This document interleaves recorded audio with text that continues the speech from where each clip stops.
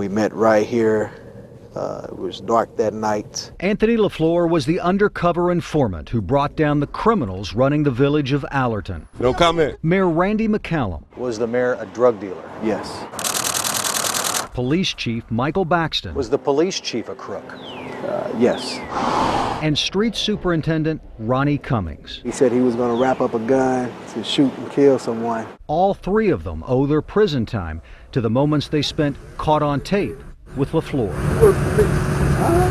He was the key. He was the critical witness that we needed. He was the insider who was willing to work for the good of all of us. Allerton is on the southeast side of East St. Louis, the poorest and most violent city in America. With a population of just 2,000 residents, hardly any tax base, and a long history of corruption, Allerton is always ripe for abuse, especially by the people who control it. But in recent years, the corruption in Allerton had become deeper and wider than ever, and it would take a unique effort to end it. Being honest in a corrupt department is difficult. Just like being an outsider. LaFleur began secretly gathering information for federal agents in October 2009, not long after he says McCallum made LaFleur give him his first paycheck in exchange for LaFleur getting hired as an Allerton cop. LaFleur had been a troubled kid from Allerton. He had been close to McCallum, so he had street cred, especially with the mayor. I had his total trust. Why do you think the mayor trusted you? I was down and out, needed some money. He thought he could persuade me to commit illegal activities. The first target of the investigation was Mayor McCallum. When you get ready, let's go. In a series of meetings in the summer of 2011, McCallum told LaFleur to steal drugs and cash from suspects, and they would share the profits.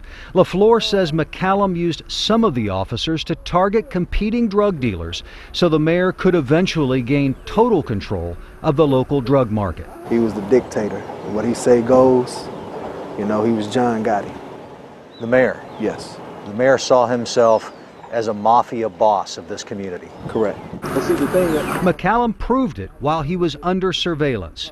With LaFleur as the informant, federal investigators caught the mayor accepting cash and what the mayor believed to be crack cocaine. But McCallum wanted a bigger score, insisting in a series of secretly taped conversations that he wanted to hit the mother lode and make LaFleur famous. Well, see, you're going to get that mother lode. That's my you stay top of the line.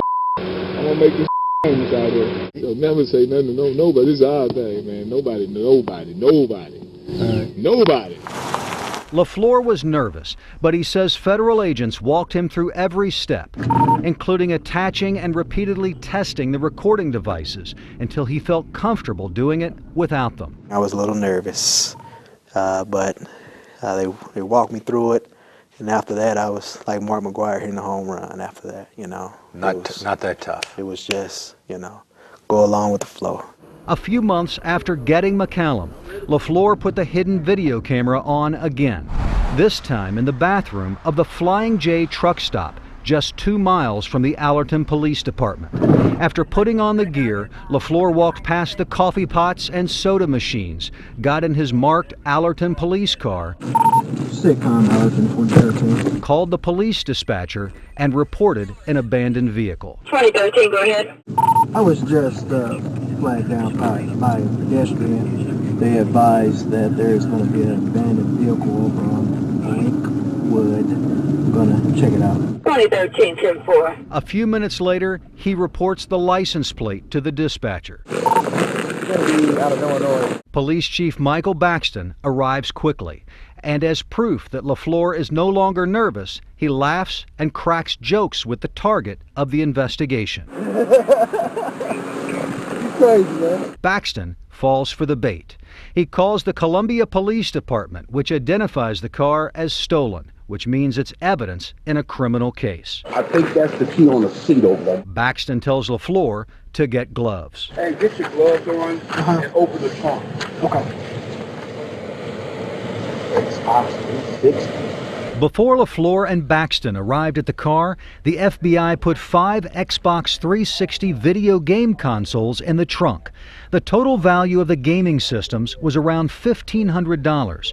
They were put there to see if Baxton would steal them, and the police chief took the bait. All right, Joe. Thank you. Hold on, wait till that car pass. Okay, go ahead. Where you live at? Right at home. All right. You open your Hey, nobody.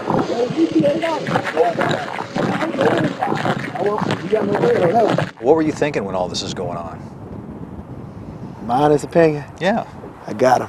Weeks after committing that crime, Baxton was hired as the police chief of East St. Louis, where he was chief years earlier until being forced out of his job. LaFleur told me Baxton bragged about how easy it was to steal cash and drugs in East St. Louis. He promised me that he was going to hire me as an East St. Louis police officer, and we'll be a millionaire within a year. But LaFleur stayed in Allerton and continued collecting evidence for federal agents. Street Superintendent Ronnie Cummings was the next target. Cummings was prohibited from owning a gun because he was a convicted felon. On January 4, 2012, 3 months after nabbing Chief Baxton, LaFleur came to Cummings' home and recorded him asking for an extended clip of bullets for his semi-automatic gun. Can I get an extended clip on a gun like that? Probably not. Let's see. I pay for that. Oh my gun, hold on, I can't. Then LaFleur recorded Cummings saying he would wrap a bag around the gun so it would catch the shell casings, eliminating evidence the police could trace back to him. Man, the pistol in the bag. I'm gonna have the shell case falling in the bag. It's unclear what, if any, crime Cummings planned to commit. How bad was it? It was about as bad as you could get. I mean, if you take a city and you look at every level, from the mayor's office to the police chiefs to the street superintendents, I mean, where does the corruption stop?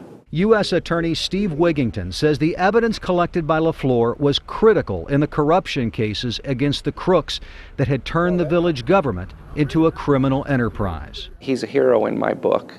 He agreed to voluntarily put himself in harm's way. Today, Anthony LaFleur is back in Allerton, patrolling the streets he helped clean up, driving the same car once used by the crooked mayor he helped put behind bars. So why are you coming forward? Well, I'm coming forward because I believe that if I could come forward and share my story, then hopefully it would inspire others, officers and people in the community to come forward. And cooperate with police? Yes. And put the crooks in prison? Correct.